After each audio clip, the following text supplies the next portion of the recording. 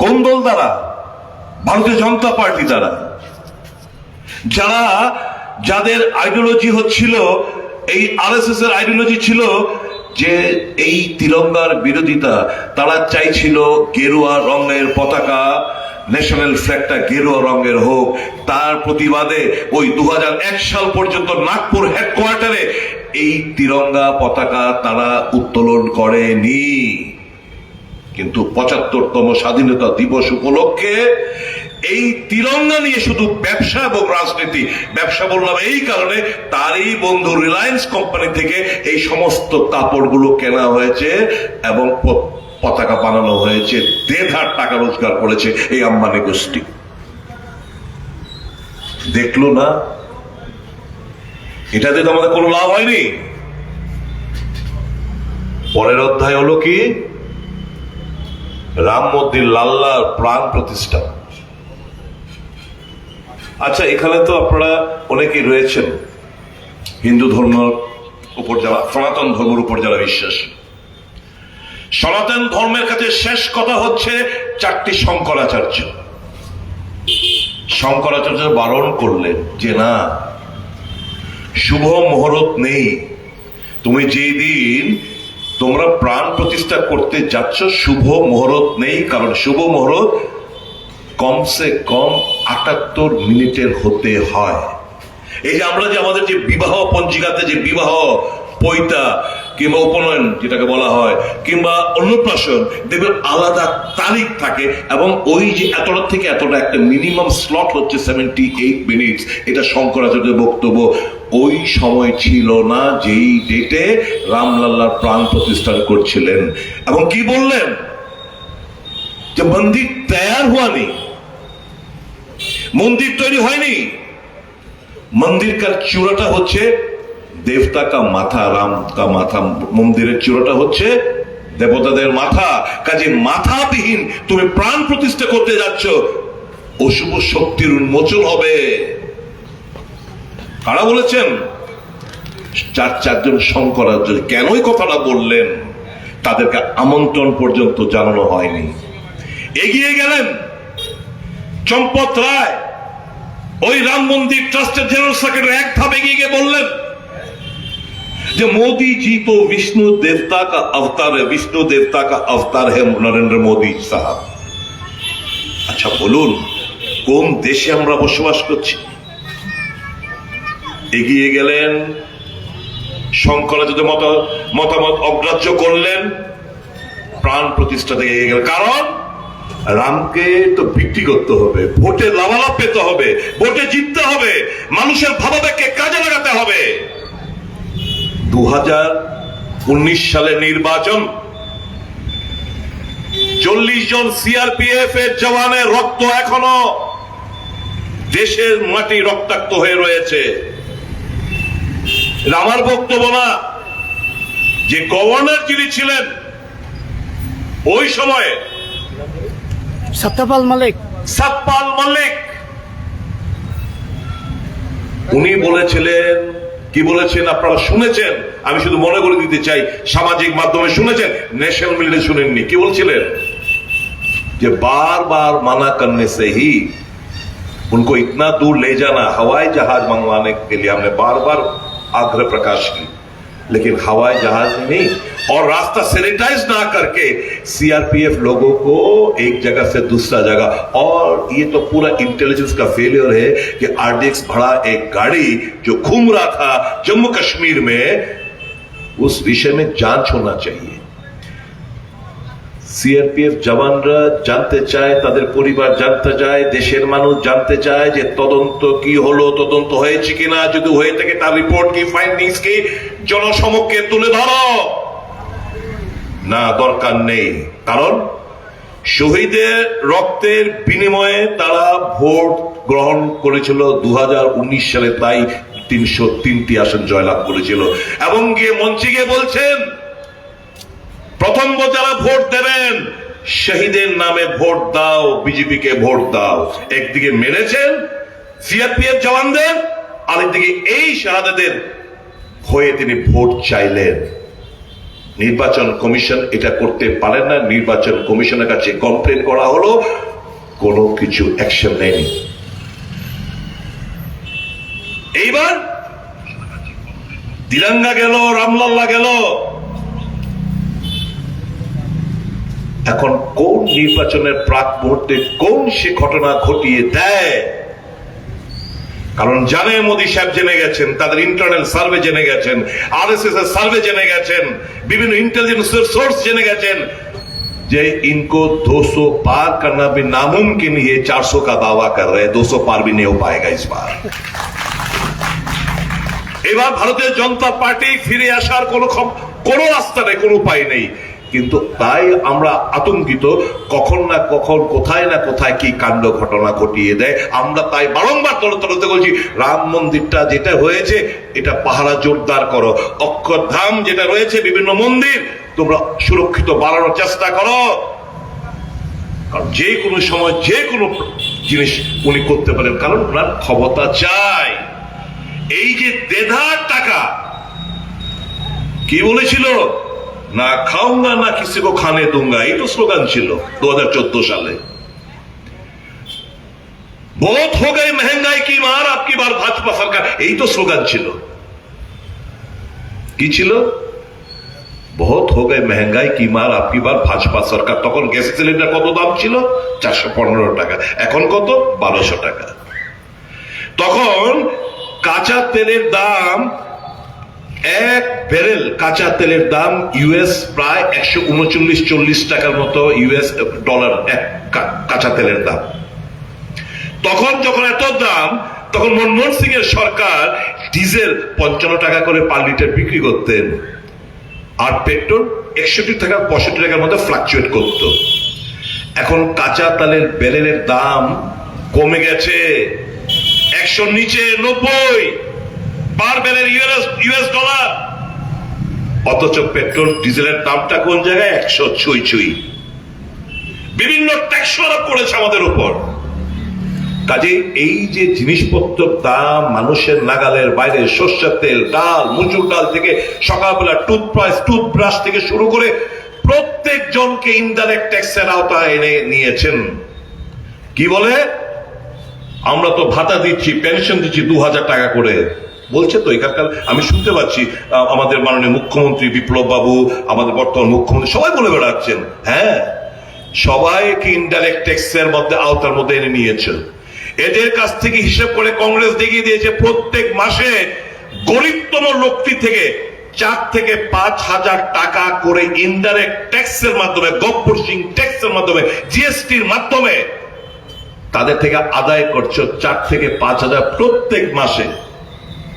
আর তুমি তাদের থেকে টাকায় আদায় করে তুমি তাদেরকে 2,000 টাকা করে দিচ্ছ এবং ভোটের বাজনা গাজনা বাজাচ্ছ। এই তো চলছে। সমস্ত টাকা বড় লোকদের, কৃষকরা মারা যাচ্ছে, প্রত্যেক ঘন্টা একজন করে কৃষক মারা যায়। কৃষকদের দাবি কর্ণপাত করেন না। তার বন্ধুরা যারা পালিয়ে যায়, নীরব মোদী, মেহের চৌধুরী থেকে শুরু করে, ওই বিজয় মালিক থেকে শুরু করে বিভিন্ন কর্পোরেট জগতের প্রায় 1,25,000 কোটি টাকা তাদের ঋণ মুকুব করে দিয়েছে আমার কৃষকদের, আমার যারা ছাত্র সমাজ, যারা স্টাডি লোন নিয়ে পড়াশোনায়, গরিবের ঘরের লোক, কিংবা যারা অটো, যারা টমটম কিনে, তাদের কেন ঋণ মুকুব করবে না? তুমি যদি বড়লোকদের, আম্বানিদের, আদানিদের, কর্পোরেট বিরাট বিরাট বড়লোকদের যদি তোমরা ঋণ মুকুব করতে পারো, তাহলে কেন গরিবদের না? এই প্রশ্নগুলো স্বাভাবিক উঠে আসছে। বেকারত্ব জ্বালা আজকে দিশেহারা যুব সমাজ। আচ্ছা বলুন, এই দেশ থেকে এই মুহূর্তে গাজাতে যাচ্ছে, যুদ্ধ হচ্ছে, কিন্তু কি করবে? দেশে থেকে রোজগার নেই, মা বাবার গালাগাল শুনতে হচ্ছে,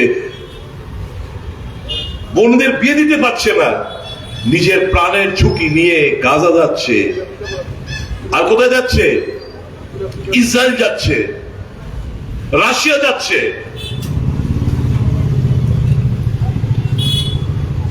এই সমস্ত দেশগুলোর যুদ্ধ চলছে।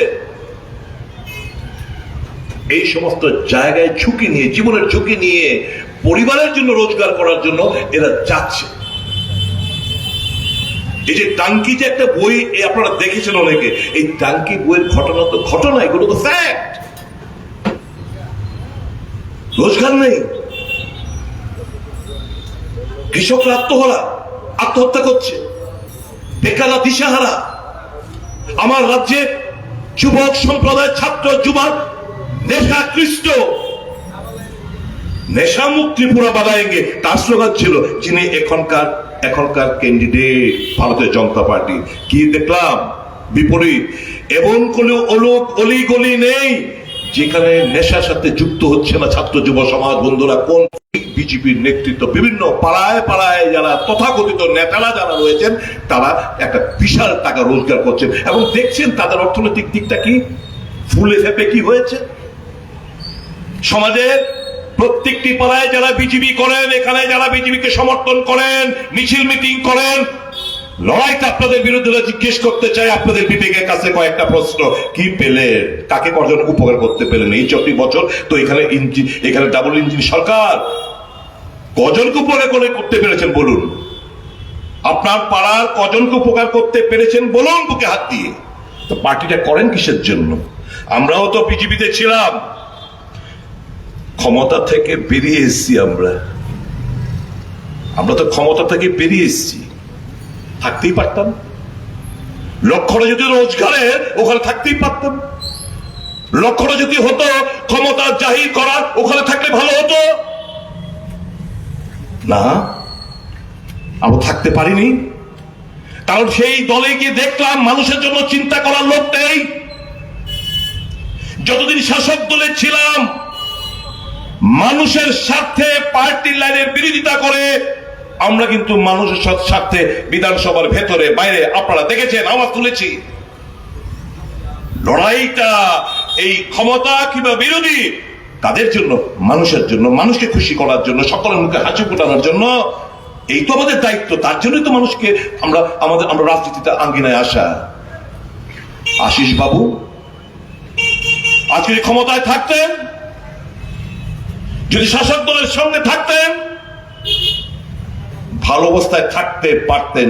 দেখলেন যখন যে এই রাজনৈতিক দলটি মানুষের কথা কোনো চিন্তা করেন না, ভাবলাম যে না, এই দলে থেকে লাভ নেই। স্বপ্ন দেখিয়েছিল না যিনি ক্যান্ডিডেট, এপেলো বনবে, এপেলো হবে, এইমস আসবে। আমি আজকে মঞ্চ থেকে, নেতাজি চমনি মঞ্চ থেকে ওই ক্যান্ডিডেটকে জিজ্ঞেস করতে চাই, কোথায় রাজ্যের এইমস, ডাবল ইঞ্জিন সরকার? কোথায় এপেলো হাসপাতাল? মানুষ বিনা চিকিৎসায় মারা যাচ্ছে মুড়ি মুরগির মতো। কোন চিকিৎসা নেই, কোথাও নেই। Primary health centre, sub division health centre, district hospital থেকে শুরু করে প্রধান রেফারেল হাসপাতাল, এইচএমসিতে কোনো চিকিৎসা হয় না। বিনা চিকিৎসায় মানুষ মারা যাচ্ছে। ভুল বলছি আমি?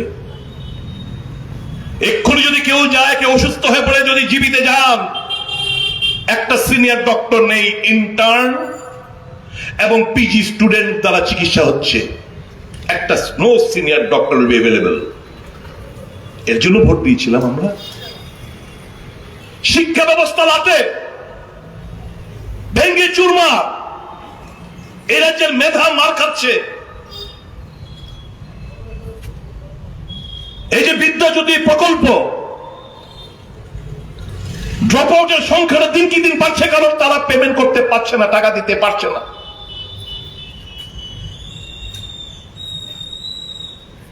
বিভিন্ন হায়ার এডুকেশনে, কলেজগুলোতে ফ্যাকাল্টি নেই।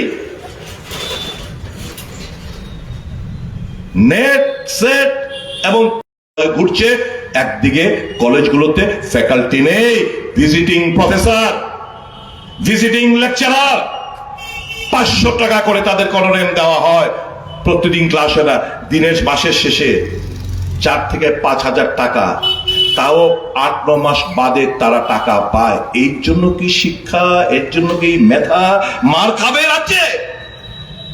যারা কলেজ থেকে পাস আউট করে বেরোচ্ছে, হোয়াট সর্ট অফ প্রোডাক্ট? এই যে ত্রিপুরা সেন্ট্রাল ইউনিভার্সিটি, এই গত বছরের রেজাল্ট 80% ফেল। অখিল ভারতীয় বিদ্যার্থী পরিষদের চাপে পড়ে তারপর রেজাল্ট আবার নতুন ভাবে পাবলিশ করে সকলকে পাশ করে দেওয়া হয়েছে। এই কোন ত্রিপুরা कैंडिडेट हम समान विदेश से, हम गोमती नदी से, हम जहाज से सामान मंगवाएंगे বলেনি? গোমতী নদীর কথা মনে আছে তো? কি এলো, একটা ট্রলার এলো, এসে দেখলাম বালির মধ্যে আটকে গেছে। তারপর লেবার টেবার লাগিয়ে কোন মতো বালিগুলো সরিয়ে কোন মতে ওই জেটির মধ্যে লাগানো হলো, আর আসেনি। আর কি স্বপ্ন দেখিয়েছিল যে হ্যাঁ এই আগরতলা শহর অল্প জলেই যে আসছে বর্ষা, জলমগ্ন হয়ে পড়ে প্রত্যেকটি পাড়ায় পাড়ায়। কি দেখিয়েছিল, কি বললো? অবাস্তব। যে ওই হাওড়া নদীর বাঁধ আমরা নির্মাণ করব, পাহাড়ের বৃষ্টির জল যেন আগরতলায় প্রবেশ না করে, এরকম কথাবার্তা তো বলেছিল। Without any sort of scientific technology reasoning behind all this proposals. এইটা ছিল। মানুষ হাসতো, যখন যেখানে মুখ খুলতো হাসতো। এই সোর্স অফ এন্টারটেনমেন্ট ছিল। আপনারা চান কাজের মানুষ নাকি সোর্স অফ এন্টারটেনমেন্ট, যে মুখ খুললে মানুষ হাসবে, সামাজিক মাধ্যমে মানুষ মুখ খুললে হাসবে, এরকম লোককে প্রতিনিধি করে পাঠাতে চান? এই শিক্ষিত সমাজের কাছে আমি জানতে চাই, একজন সজ্জন ভদ্র নম্র লোককে চান নাকি যেই লোককে জিতিয়ে আনতে চান যে হেলমেট বাহিনী, বাইক বাহিনী, জীবনে শব্দগুলো আমরা শুনিনি, আক্রোটে আক্রান্ত হয়েছি এদের দ্বারা, 7 বার আক্রান্ত হয়েছি, 3 বার হাসপাতালে ছিলাম। আজকে অভয়নগর বাজারে মিটিং এর আগে অভয়নগর বাজারে মিটিং করছিলাম। এই হালমাত বাহিনী, গুন্ডা বাহিনী শুধু স্লোগান দিয়ে দিয়ে এই সেন্ট্রাল প্যারামিলিটারি ফোর্সের সামনে দিয়ে হাতে মোটা মোটা লাঠি নিয়ে স্লোগান দিয়ে বারংবার বারংবার এরা যাতায়াত করছিল। এই গণতন্ত্র। বিগত নির্বাচনে কি দেখলাম? পুরো পরিষদ নির্বাচনে, বিধানসভা নির্বাচনে, এর আগে গত পার্লামেন্ট নির্বাচনে মানুষকে ভোট দিতে দেয়নি। এই অধিকারটা কেড়ে নেবে এরা। মানুষ ভয় ততস্থ। এই যে গণতন্ত্র পুনরুদ্ধার আমাদের মূল যে থিম, কেন কথাগুলো বলছি? মানুষকে ভোটাধিকার প্রয়োগ করতে দেবে না, অন্যায় সংগঠিত হবে মানুষ প্রতিবাদ করতে দেবে না। তাহলে আমাদের এই যে কনস্টিটিউশন, এই যে preamble, we the people of India having solemn resolved to constitute India into a sovereign socialist secular democratic republic and to secure to all its citizens কি justice কোনটা justice socio economic and political, liberty of thought, expression, belief, faith and worship, পূজা অর্চনা করা, চিন্তা ভাবনা, মত প্রকাশ, স্বাধীনভাবে মত প্রকাশ করা, এই লিবার্টি গুলো থাকবে না। তাহলে এই প্রিএম্বলের মানে কি? তাই এটা এই যে কনস্টিটিউশন, এটাকে আমাদের পূজা, এটা আমাদের বুকে আঁকড়ে রাখতে হবে। এটা আমাদের কাছে গীতা, এটা আমাদের কাছে কোরআন, এটা আমাদের কাছে বাইবেল। এই জায়গায় এই লড়াইটা, তাই বলছিলাম প্রথম দিকে, এই লড়াইটা ইন্ডিয়া ব্লক ভার্সেস বিজেপি না, it is a battle, it is a war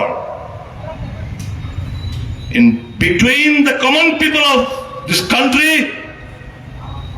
against the unscrupulous and fascist forces of BJP.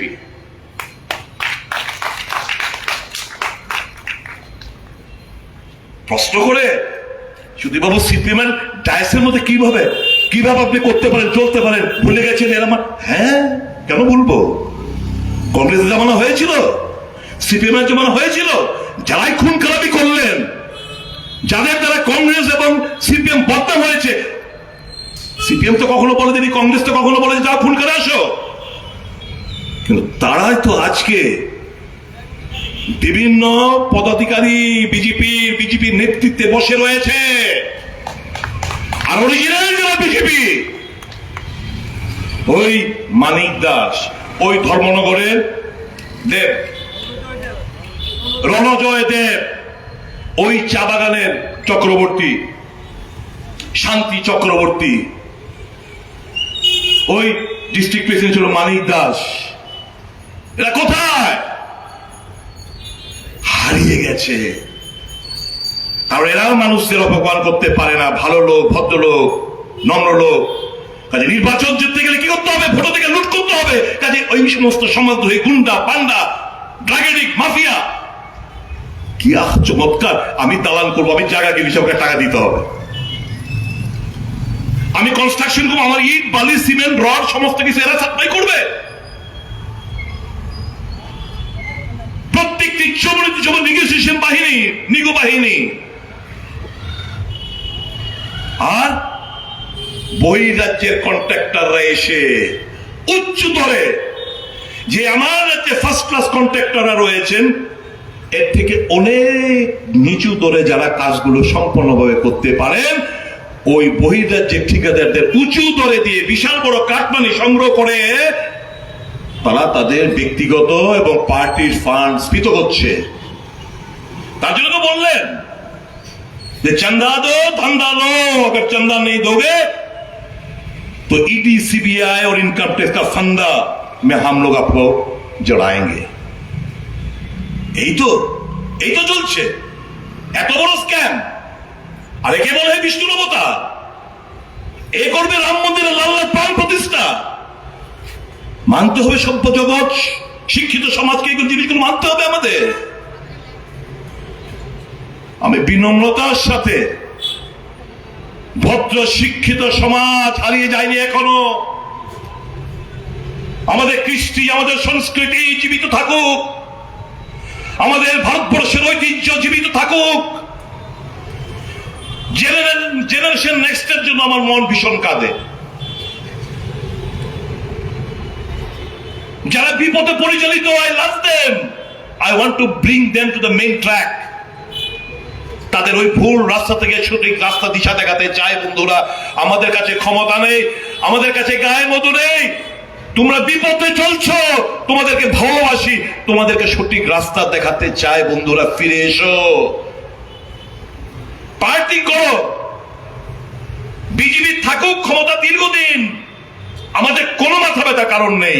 কিন্তু যেভাবে যুব সমাজ, ছাত্র সমাজ তাদেরকে ব্যবহৃত করছে বিপদে কুপথে, মাই হার্ট ক্রাইজ, আমাদের হৃদয়ে কাঁদে।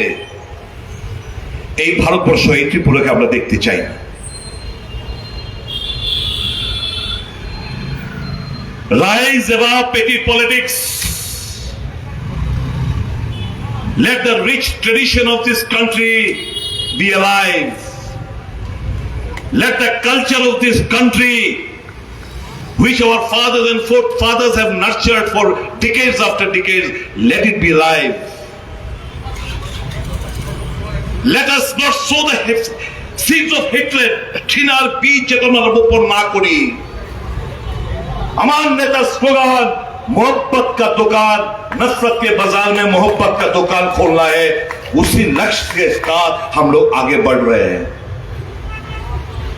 Hatred and nafrat will never achieve anything. ঘৃণা, মানুষকে ঘৃণা করো, মানুষকে খাটো করে দেখাও, একরকম সমাজ ব্যবস্থা। ছোট ছোট ছেলে, আবার ছেলের থেকে ছোট, তারা দাদুদেরকে চড় মারে নির্বাচনে ভোট দেওয়ার জন্য। এই সমাজে বিপদের থেকে যেতে হবে আমাদের। চার কালের মধ্যে অলমোস্ট আমাদের 3 কাল শেষ। Life is uncertain. এখন আমরা যে জায়গায়, our life is full of uncertainty. We have a dream. একটা স্বপ্ন নিয়ে বেঁচে আছি যে আমার রাজ্য আরো উন্নততর হবে। আমার রাজ্যের প্রত্যেকটি নর নারী মানুষের মুখে হাসি ফুটবে, খুশিয়ালি, সব চারো তরফ খুশিয়ালি। যে যার ধর্ম নিয়ে চর্চা করবে, যে যার গান সংস্কৃতি নিয়ে চর্চা করবে। এই তো ভারত, এই ভারতটাকে দেখতে চায়। আবার হারিয়ে যাচ্ছে বন্ধুরা, হারিয়ে যাচ্ছে। প্লিজ, এই শিক্ষিত সমাজ, আপনাদের কাছে আমার বিনম্র অনুরোধ, এগিয়ে আসুন, একে জিততে দেবেন না। আর বিজেপি বন্ধুরা, এ জেতার জন্য এখনই ফোন করছে বিভিন্ন জায়গায়। चुनाव के 4-5 महीने बाद मैं दोबारा शपथ मुख्यमंत्री के रूप में शपथ लेना हूं। এখনই সে বলতে শুরু করেছে যে পার্লামেন্ট নির্বাচনের 5-7 মাসের মধ্যে সে আবার মুখ্যমন্ত্রীর শপথ নেবেন, অর্থাৎ আবার জঙ্গলরাজ পুনরায় কায়েম হবে। মানিক সাহাকে হাঁটাবার একটা চক্রান্ত নতুন ভাবে আবার রচিত হতে শুরু করেছে। এটা হতে দেবেন? আবার ওই বাইক বাহিনী, হেলমেট বাহিনী, আবার ওই অপসংস্কৃতি এরা যে ফিরিয়ে আনতে সাহায্য করবেন? নিশ্চয়ই না। I don't believe. এবং আমার বিজেপি বন্ধুদের কাছে আমার এপিল থাকবে, আসুন বন্ধু, আসুন। এই রাজ্য আমার, এই দেশ আমার। সবাই মিলে দেশটাকে, এই রাজ্যটাকে এগিয়ে নিয়ে যেতে হবে। রাজনীতি নামে এই সমাজ থেকে যেন আমরা ভাগ না করি, লক্ষ্য রাখতে হবে। ধর্মের নামে যেন আমরা সুস্থ সমাজ ব্যবস্থা আপনারা তৈরি করুন। এই জন্যই আজকে আমাদের এখানে আসা। I appeal to all the citizens of this country, to all the residents of Tripura. Come forward, ভয়কে জিতুন, ভয়কে অতিক্রম করুন, নিজের ভোট নিজে দিন, গণতন্ত্র পুনরুদ্ধার করুন, সংবিধানকে বাঁচান। এই কটি কথা বলে যারা গুরুজনরা রয়েছেন, আগামীকাল ঈদ, এই রাজ্যের সকল অংশের মানুষকে ঈদের অনেক অনেক মুবারক জানাচ্ছি, শুভেচ্ছা জানাচ্ছি। আল্লাহর কাছে দোয়া করছি, আল্লাহ সকলকে শুভবুদ্ধি দাও। আগামী কিছুদিন বাদেই বাংলা শুভ নববর্ষ। যারা গুরুজনরা রয়েছেন তাদের চরণে আমার প্রণাম নিবেদন করছি। মায়েরা, বোনেরা, আমার ছাত্র যুবক ভাই বন্ধুরা, অনেক অনেক অনেক প্রীতি, শুভেচ্ছা, ভালোবাসা জানাচ্ছি। ঈশ্বরের কাছে, মঙ্গলময়ী মায়ের কাছে প্রার্থনা করি সমস্ত বিগত দিনের গ্লানি মুছে দিয়ে একটা নতুন বার্তা নিয়ে আসুক এই শুভ নববর্ষে। যারা আজকে বিপদে কুপথে হাঁটাহাঁটি করছে, এই অন্ধকার জীবন থেকে, কানাগুলি থেকে, এই অমানুষার জীবন থেকে তাদেরকে বাঁচাও হে মঙ্গলময়ী মা, তাদেরকে বাঁচাও। হতে পারে রাজনৈতিক বিরোধী আমাদের, কিন্তু I and we love them too, because they are our brothers and sisters. We cannot deny that. They are the son of the soil. We cannot deny that. Let us spread the message of love. Let us live in peace and harmony. Let the mutual coexistence remain forever. এই কটি কথা বলে আবার সকলেরকে আমার অনেক অনেক সংগ্রাম অভিনন্দন জানিয়ে, নমস্কার জানিয়ে, সবাই ভালো থাকবেন, সুস্থ থাকবেন, ভগবান আপনাদের মঙ্গল করুক। জয় হিন্দ, বন্দে মাতরম। ভারতীয় জাতীয় কংগ্রেস জিন্দাবাদ। ইন্ডিয়া মঞ্চ লং লিভ। আশিস বাবুকে বিপুল ভোটে জেতাবার জন্য অবদান রাখছি আপনাদের কাছে। সকলকে আমার নমস্কার।